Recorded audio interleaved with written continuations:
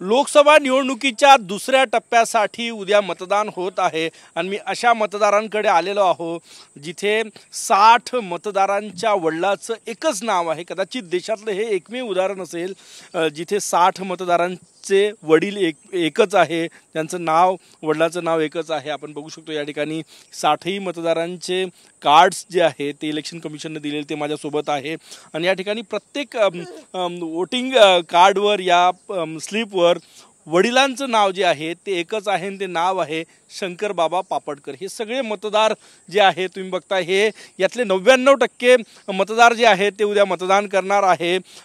शंकर बाबा पापडकर यांच्या वज्झर येथील आश्रमातील हे सगळे मतदार आहेत आणि सगळ्यांच्या मतदानाच्या कार्डवर आधार कार्डवर वडील म्हणून एकच नाव आहे ते म्हणजे शंकर बाबा पापडकर। मतिमंद मुलं वेगळ्या भागातून इथे आणलेले आहेत आणि ते इथे राहतात शंकर बाबा पापडकर यांच्या आश्रमामध्ये आणि हे उद्या 99% मतदार प्रत्येक मतदार म्हणजे हा आदर्श आहे इतर मतदारांसाठी की जे मतदानासाठी बाहेर पडत नाही, लोकशाहीच्या या उत्सवात सहभागी होत नाही, त्यांच्यासाठी आदर्श कारण की हे सगळे मुलं उद्या मतदान करणार आहे। आणि वेगळी बाब म्हणजे देशातलं एकमेव उदाहरण असेल की 60 मतदारांच्या वडिलांचं एकच नाव आहे, एकच आडनाव आहे आणि ते वडील माझ्यासोबत आहे। शंकर बाबा काय सांगणार, असं देशातलं कदाचित एकमेव उदाहरण असेल की 60 मतदारांचे स्लिप माझ्या सोबत आहे, वडील म्हणून तुमचं एकमेव नाव आहे शंकर पापडकर। माझं नाव शंकर बाबा पापडकर आहे। मी अंबादास पंत वैद्य मतिमंद बेवारस बालगृहाचा संचालक आहे। 1990 पासून हे आम्ही संस्था सुरू केली आणि 1 या 2 वर्षाचे मुलं आणले होते। आज सगळे 25 वर्षाच्या वर झाले आहे। सगळ्यांना मतदानाचा अधिकार मी मिळवून घेतला, सगळ्यांचे आधार मी कार्ड काढून घेतले। सध्याच्या परिस्थितीत माझ्याकडे 60 आम्ही मुलं उपस्थित आहेत, त्याच्यातली एक मुलगी आमची आता नागपूरला कॅन्सरने वारलेली आहे। म्हणजे एकूण 60 मतदान आम्ही उद्या करणार आहे आणि पूर्ण भारतामध्ये एकमेव आहे, याला मी वज्झर मॉडेल नाव दिलं आहे आणि या वज्झर मॉडेल म्हणजे मरेपर्यंत या मुलांना राहू द्या।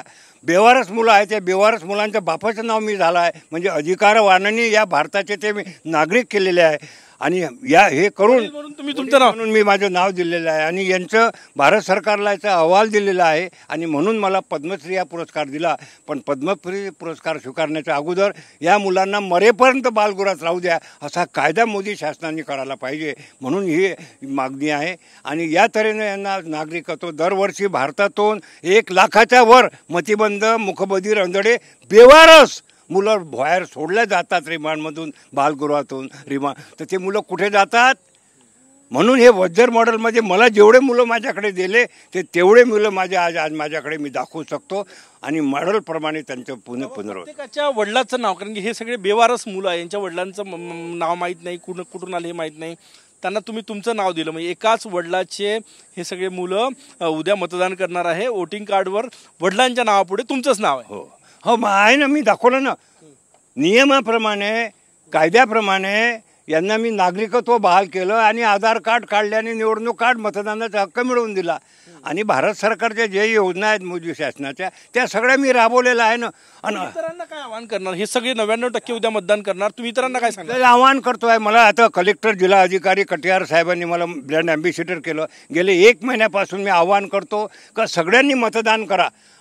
80%च्या वर जर अमरावती जिल्ह्याचं मतदान झालं तर एक भारतामध्ये आदर्श राहील। मतदान हा हक्क आहे, हा बजाव जास्तीत जास्त आम्ही विकलांग बाहेर निघतात, आता तुम्ही पहा आंधळे आहेत, मतिमंद आहेत, लंगडे आहेत, हे मुलं मग तुम्ही तर सुदृढ लोक आहे, म्हणून जास्तीत जास्त सगळ्यांनी मतदान करावं असं आज या ठिकाणी मी आवाहन करतो। जगातली सगळ्यात मोठी लोकशाही, सगळ्यात मोठ्या लोकशाहीचा हा सर्वात मोठा उत्सव म्हणजे निवडणुका आणि या निवडणुकीच्या या उत्सवात एक आगळं वेगळं उदाहरण मी तुम्हाला दाखवतोय। म्हणजे 60 मतदारांच्या वडिलांचं नाव जे आहे ते एकच आहे, एकाच वडिलाचे 60 मतदार उद्या मतदान करणार। मला माझ्यासोबत आहे 60 पैकी एक, मला मतदान करणार? हो सर। वडिलांचं नाव काय? शंकरबाबा पापडकर। बाकीच्यांना काय सांगशील? बाकीच्यांना सगळेजण उद्या मतदान करा हे सर। नक्कीच सर्वांनी मतदान करा हे आवाहन करतायत हे सगळे मतिमंद मुलं आणि सगळ्यात महत्त्वाचं म्हणजे हे अमरावती जिल्ह्यातले हे मतदार आहेत. उद्या सगळे मुलं जे आहे मतदानाला जाणार आहे. आवाहन करतायत की आम्ही मतिमंद आहोत तरी आम्हाला या लोकशाहीचं महत्त्व माहीत आहे. तुम्ही सुदृढ आहे, विचार करू शकता, त्यामुळे या लोकशाहीच्या महोत्सवामध्ये सहभागी व्हा आणि मतदान करा. हे एकाच वडिलाचं नाव असलेले हे 60 मतदार उद्या एकत्र जाऊन या लोकशाहीच्या महोत्सवामध्ये सहभागी होणार आहे. आता तुम्ही विचार करायचा आहे, तुम्ही सुदृढ आहे, विचार करू शकता, हे जातात तर मग तुम्ही का नाही मतदान करू शकणार. कॅमेरामॅन सचिन सयामसह गजानन माटे, TV9 मराठी, वझर, अमरावती.